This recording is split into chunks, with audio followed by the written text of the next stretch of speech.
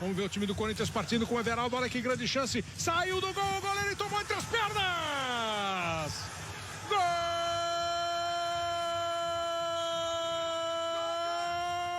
Everaldo! Gol do Corinthians?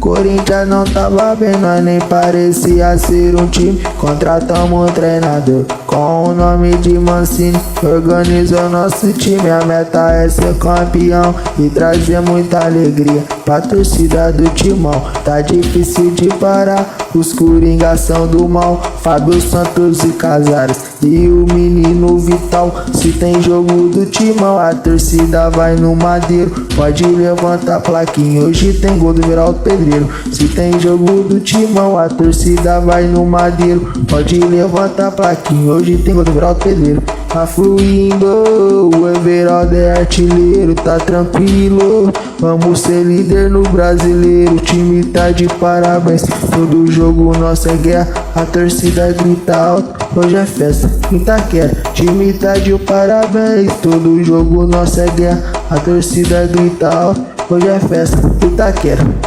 É o Corinthians, se fala mal do meu Corinthians, eu vou levar pras ideias.